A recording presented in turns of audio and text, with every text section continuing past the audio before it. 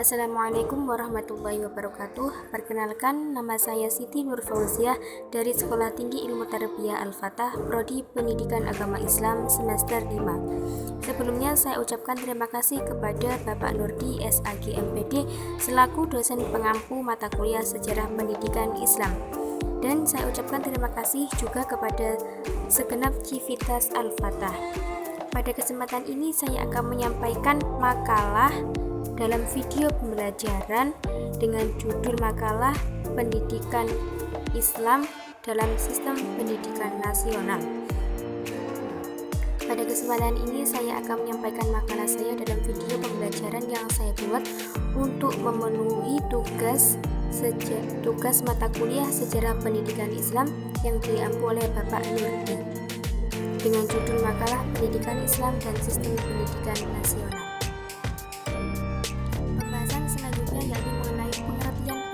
Islam menurut beberapa ahli. Di sini saya mengambil 3 ahli atau 3 tokoh yang mengemukakan pendapatnya mengenai pendidikan Islam. Yang pertama, Habib Thoha, yang mengatakan bahwa pendidikan Islam adalah sebagai proses pemeliharaan dan penguatan sifat serta potensi insaniah sehingga dapat menumbuhkan kesadaran ilmiah atau kreatif dalam rangka menegakkan kebenaran di muka bumi. Pendapat yang kedua dari Yusuf Al-Qaradawi yang mengatakan bahwa pendidikan Islam adalah pendidikan manusia seutuhnya, akal dan hatinya, rohani dan jasmaniahnya, akhlaknya dan keterampilan. Dan pendapat yang terakhir yakni dari Fadil Al-Jamali yang mengatakan bahwa pendidikan Islam sebagai upaya dalam mengembangkan dan mendorong serta mengajak manusia lebih maju dengan berdasarkan nilai-nilai yang tinggi dan kehidupan yang mulia sehingga terbentuk pribadi yang lebih sempurna baik yang berkaitan dengan akal, perasaan maupun perbuatan. Dari pendapat beberapa tokoh yang telah dipaparkan di atas dapat ditarik kesimpulan atau inti dari pendidikan Islam itu sendiri, yakni pendidikan Islam merupakan segala usaha ataupun upaya atau proses pendidikan yang dilakukan untuk membimbing atau mengarahkan tingkah laku manusia, baik secara individu maupun sosial, untuk mengarahkan potensi, baik potensi yang dimiliki berupa potensi dasar maupun potensi ajar yang sesuai dengan fitrahnya melalui proses intelektual dan spiritual berlandaskan nilai Islam untuk mencapai kebahagiaan hidup di dunia dan di akhirat. Karena pada dasarnya konsep ideal dari pendidikan Islam itu memiliki pandangan filosofis yang mengambil contoh ideal dari Nabi Muhammad SAW sebagai suri tauladan uswatun hasanah dan bertujuan membentuk manusia yang insan kamil melalui proses taklim, tarbiyah, dan takdim.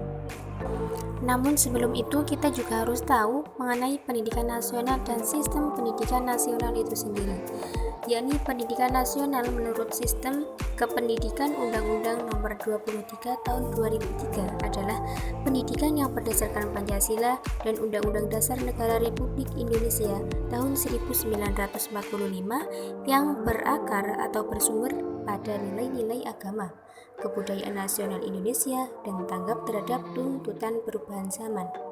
Sedangkan sistem pendidikan nasional adalah keseluruhan komponen pendidikan yang saling terkait secara terpadu untuk mencapai tujuan pendidikan nasional tersebut.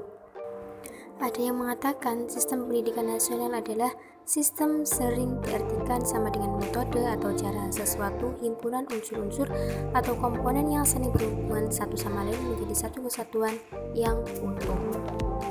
Selanjutnya, ciri khas pendidikan Islam itu sendiri, yakni ada 2 poin.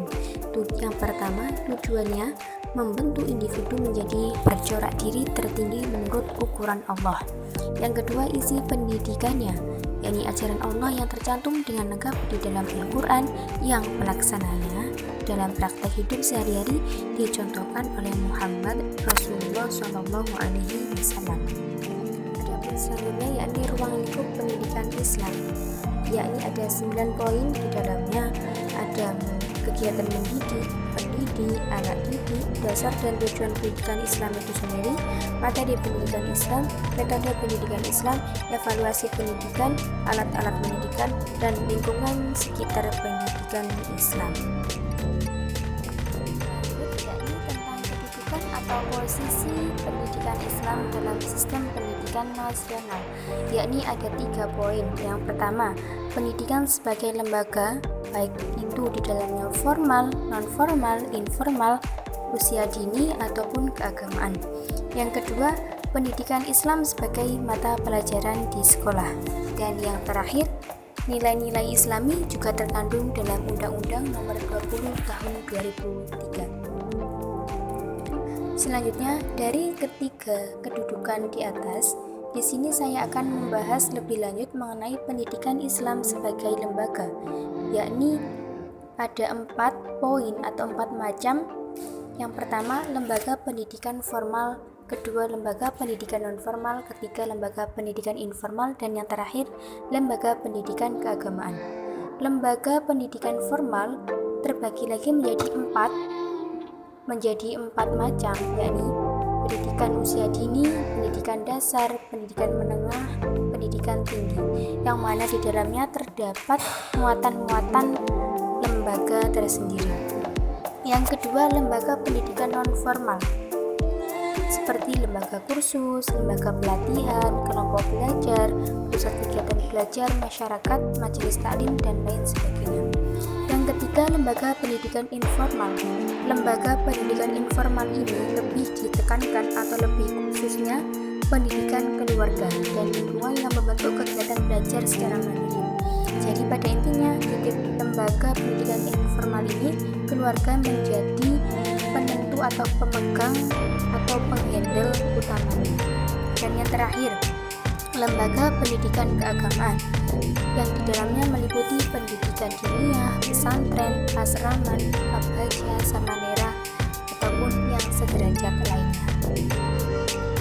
Pembahasan yang terakhir ini mengenai hubungan antara pendidikan Islam dalam sistem pendidikan nasional, yang mana hubungan antara pendidikan Islam dan dalam pendidikan nasional adalah berusaha secara beriringan atau seimbang dalam pengembangan serta pembinaan iman, akhlak, moral, budi pekerti, dan penguasaan ilmu dan pengetahuan bagi seluruh bangsa Indonesia. Pendidikan Islam secara ideal memang harus diarahkan kepada transformasi nilai-nilai yang kemudian diharapkan mampu menjadi jalan keluar untuk memecahkan persoalan bangsa. Yang kedua, lembaga-lembaga pendidikan Islam dalam hal ini adalah madrasah secara ideal seperti yang dirumuskan melalui kesetaraan dalam Undang-Undang Sistem Pendidikan Nasional 2003 yang disebut sebagai pendidik. Mungkin hanya sedikit yang bisa saya paparkan dalam video pembelajaran kali ini guna memenuhi tugas mata kuliah sejarah pendidikan Islam dalam makalah pendidikan Islam dan sistem pendidikan nasional. Akhir kata, wassalamualaikum warahmatullahi wabarakatuh.